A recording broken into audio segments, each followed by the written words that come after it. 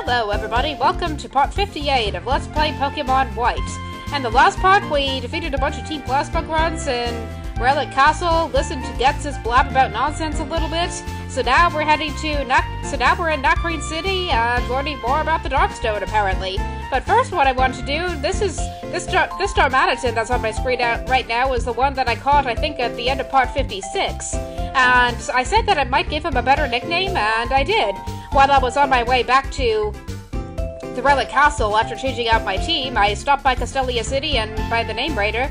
So now the Darmanitan's name is Darunia, after one of the sages from Ocarina of Time, who is a Goron. So it's appropriate. I mean, Darmanitan kind of looks Goron-like, doesn't he? Kind of? Sorta?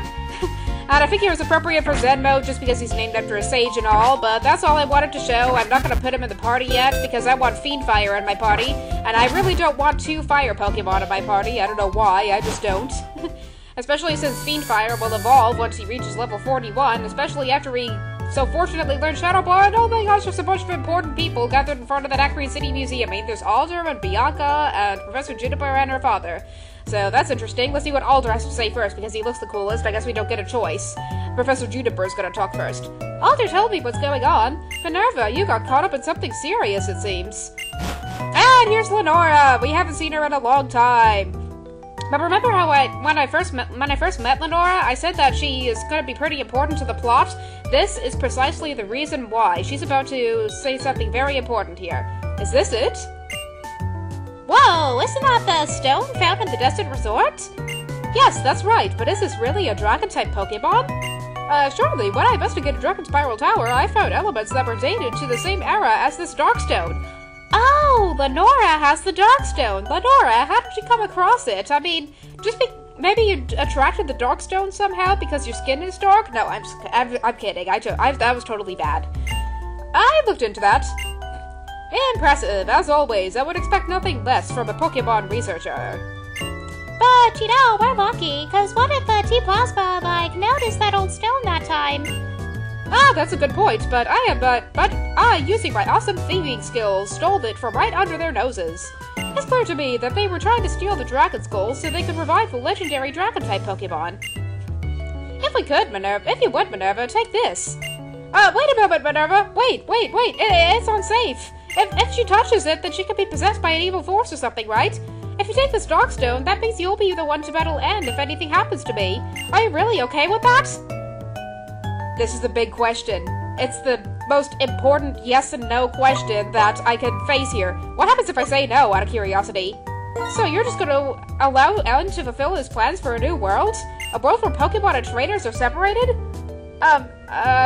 Well, if it comes to that, I don't really want that, but I understand you are determined to take on this duty. Then here it is. Prepare yourself, be strong. But I didn't say I wanted the Darkstone. I just said I didn't want N to continue with this plan. Do I really get a choice in this matter? I see. If things don't go as planned, you'll use this Darkstone. You'll protect the ideal future for us and Pokemon. Minerva, we're counting on you. Please take care of yourself. I didn't want this, but I guess I'm doomed right now. I'm officially doomed. I am locked into this destiny. Gee, doesn't this sound familiar?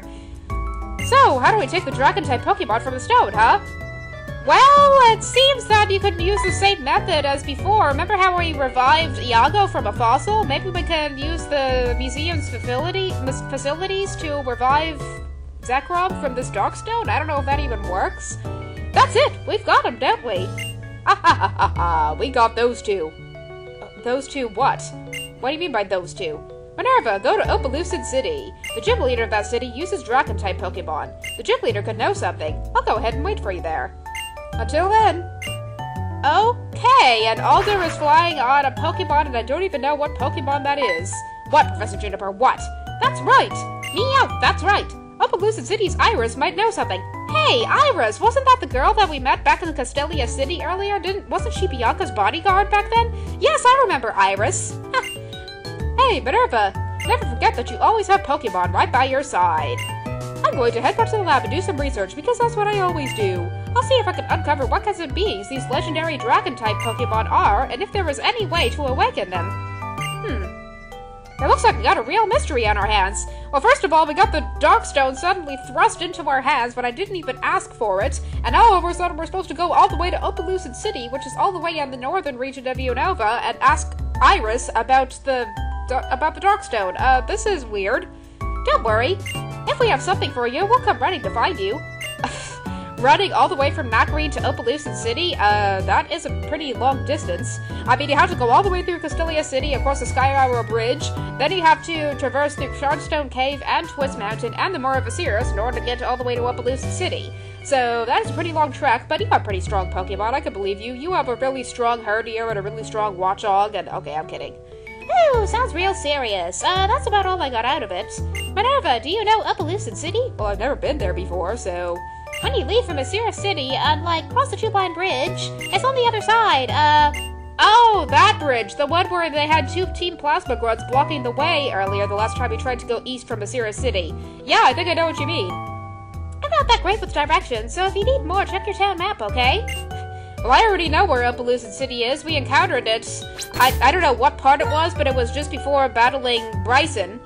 There were a couple of Team Plasma Grunts blocking the bridge we were supposed to cross, so hopefully they're no longer there now that we have the 7th badge and now that we did all the Team Plasma stuff. So fortunately, I did change out my party a little bit, and now I have Cygnus in the party. So I'm gonna have Cygnus fly us to Osiris City! And also, another thing you may have noticed is that right now it's summer. I'm recording on the first day of October, so it's no longer spring, no more flowers, but hey, everything's still pretty and green, and this is the season that I first encountered Osiris City in anyway, so I guess that's appropriate, eh? But right now we're supposed to go the way that we went earlier before battling Bryson. That didn't even make any sense, did it? So we have to go past Route 8, which would be easier this time because there's no ice to slide on. There are wild Pokemon that we might have to encounter, like this one.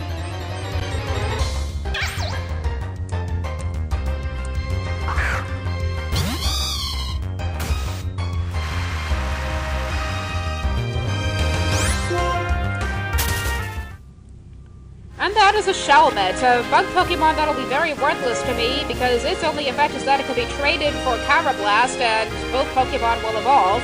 But since I cannot trade Pokemon, then I can't even do that. And I don't know if we have to battle any of these trainers, but Actually, if I'm gonna have to battle some of these trainers, it looks like a lot of them will be using Water-type Pokemon, so I'm gonna put Demeter first in the party. I put her in the party while I was out checking my PC boxes, And that was a Stunfisk, which I didn't feel like having Demeter battle, because Stunfisk has the static ability, and Demeter uses physical attacks, so that is not a good idea. But hey, there are no more Team Plasma Grunts blocking our entrance to Two-Line Bridge, so let's see. Hey, listen, Minerva! What, Bianca, what? What was so important that you had to stop me from entering the Two-Line Bridge? As I've been traveling lately, I've been thinking about things. Things like what I could do with my life, and what I want to do and stuff, but I'm thinking about how cool it'll be to be a model like Elisa! I had to lose some weight for that, of course, as I mentioned a long time ago, but yeah, I'm working on that, you know. I thought how cool it'd be to do research on Pokemon like Professor Juniper, except that I'm not exactly the smartest person on the planet, so I'll have to think about that as well. If that's what I want to do, I'm gonna have to know a lot about Pokemon, so would you please battle me? Wait a minute. This is counterintuitive, because usually after we get a certain big gym badge, we have to have a battle with Charon. And now instead of having a battle with Charon, we're having a battle with Bianca. Okay, this is weird. And she's sending out a Stoutland, a level 38 Stoutland. Well, unfortunately, I don't have any fighting-type Pokemon in my party, so I can't use that to my advantage. But fortunately, I did put Demeter first in my party, and although she has the Intimidate ability activated on her, I think she can use Jump Kick to her advantage here, right?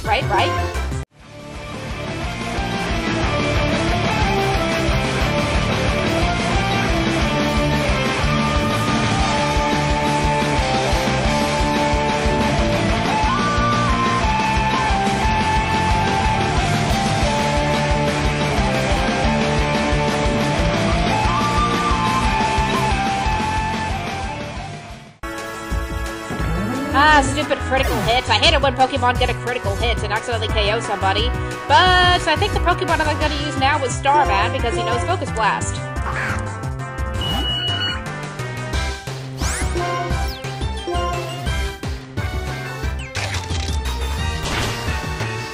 Unless Starman gets one-hit KO'd by that Stoutland's Crunch. I totally didn't expect that to happen. But I think what I will do now is send out Monty, just because I think Monty will be resistant to all of Stoutland's attack, unless Stoutland knows like a ground attack or something. But I gotta take my chances, I gotta use Earthquake. Yeah, that was a one-hit KO. Well, gee, Bianca's a better trainer than Minerva. I mean, than me? Yeah, Bianca's a better trainer than me. I meant to say Bianca's a better trainer than Sharon, but here Bianca's using Embor, which is the evolved form of Pignite. I mean, the evolved form of Pignite, I was right. The fully evolved form of Tepig. So I gotta switch to Cygnus. Because A, Cygnus is water type, and therefore will be strong against Embor's attacks. And Embor is really heavy. And B, because it's raining, and that'll further weaken fire attacks. So yeah, nice choice, Bianca, deciding to fight with your Embor in the rain. But let's use Surf. See if this will be a one-hit KO. It probably won't, because Cygnus doesn't have the highest special attack on the planet. Yeah, that was almost a one-hit KO, but that Embor is totally gonna KO itself with recoil. Yeah, Bianca, that was very bright. That was really bright. But here's a Semi-Sage. So I could have Fiendfire battle this one, but to be honest, because it's raining, Fiendfire will not be able to do a lot of damage, so instead I'll use Chopper.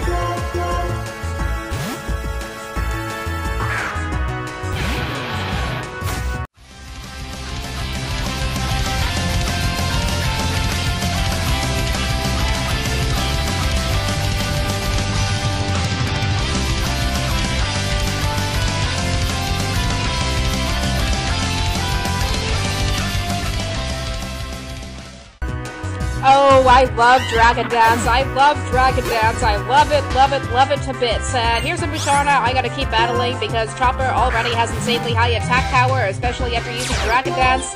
And he knows Cross Scissor, which will probably one-hit KO that Musharna. Come on. Come on. That was almost a one-hit KO. That Musharna and your high defense. Yeah, I think one more Dragon Claw should be able to take care of the Musharna, and Bianca's using a full restore like an idiot. Not that that'll really help any.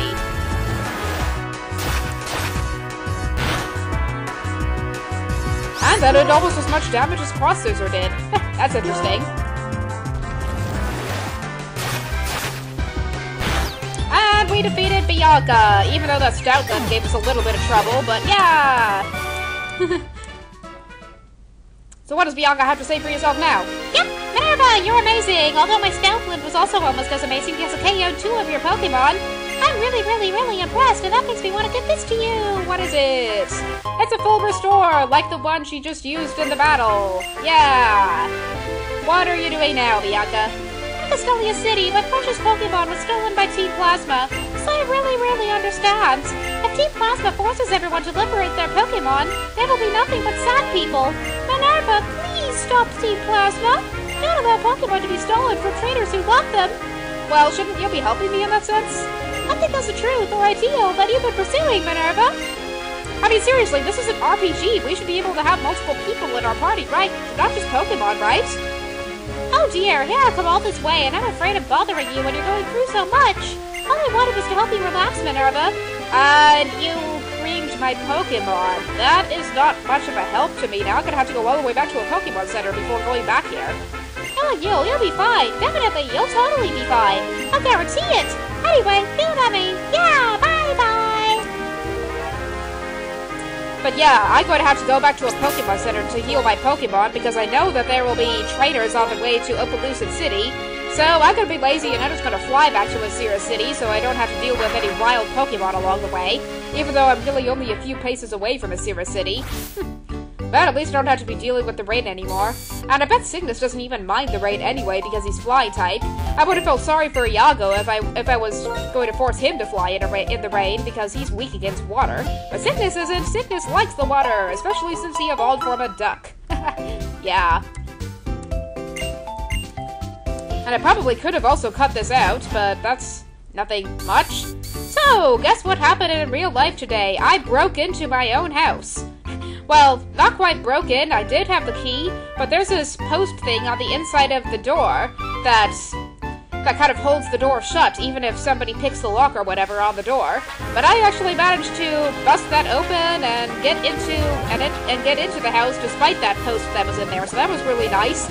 I basically had to kick the door a few times and wiggle myself through the opening in the doorway, but it wasn't too bad, actually. I just hope I didn't do any permanent damage to the door, because that would have been not good. Ah, gee, these wild Pokemon are just interrupting me like every step of the way, but here's the two-blind bridge. Let's see what these pointless NPCs have described first. Know the vibration you feel on the soles of your feet when you're crossing the two-blind bridge? No, I don't. I've never even walked on the two-blind bridge before. It's the coolest.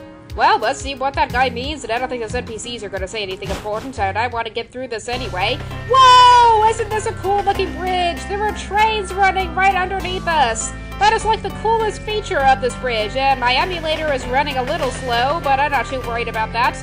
So let's see what this girl has to say. Hey, you! It's just my opinion, but it's best if you avoid this area on weekend evenings. The brats who live around here often get up to something stupid. Not that I'm gonna be visiting this place on weekend nights anyway, at least not anytime soon. I'm probably never gonna get to that on my Let's Play either, because right now I'm actually working on weekends, on weekend evenings, so I'm never even gonna get the chance to do any of this Let's Play on weekend evenings anyway. So that's kind of unfortunate, and who's that at the end of the bridge? Is that Ghetsis? Oh my gosh, is that Ghetsis? Are we gonna have to encounter Ghetsis? Ghetsis, what are you doing here? Ah, the Shadow Fire just appeared behind me. Come, little child. Ghetsis, we brought the one you wanted. Oh no, was that a trap? What? Excellent. It seems that you have obtained the Darkstone. Now, will you please surrender it or feel the wrath of my super powerful Pokemon? I congratulate you on a job well done. Okay, Ghetsis, you are a very lame villain. You could have just totally beat me up and taken the Darkstone away from me, and instead you're congratulating me? That makes no sense. And now you're moving aside so that I can get through, right? It is my Lord N's thought that the two holders of the legendary Pokemon should put their beliefs on the line and strive to find which is the true hero. I guess an epic battle with N, Dragon versus Dragon, is going to happen at some point, but that's not going to be for a while. This is not necessary, however. From his infancy, I provided him with the education required to become the hero of legend.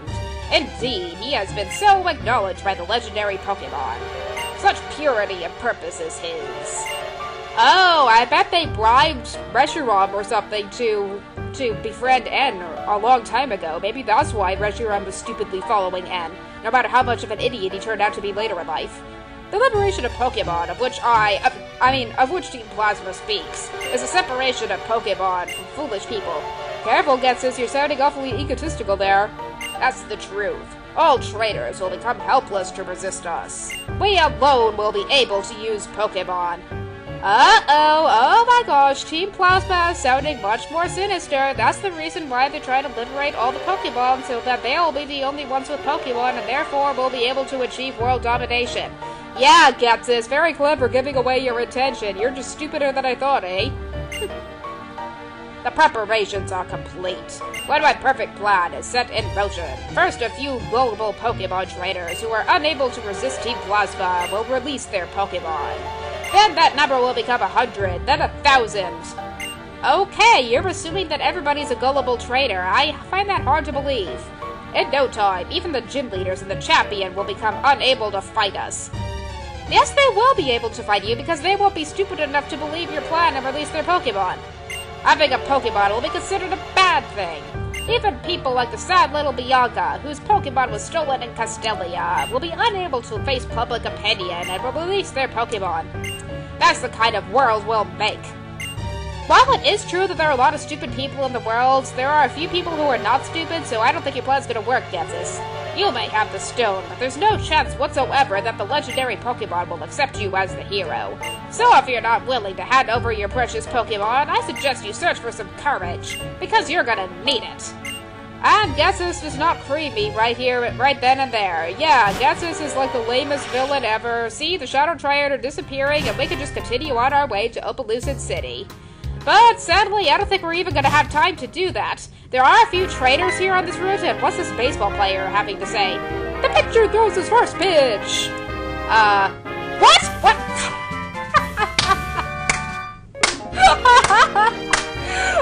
my gosh, wasn't that epic?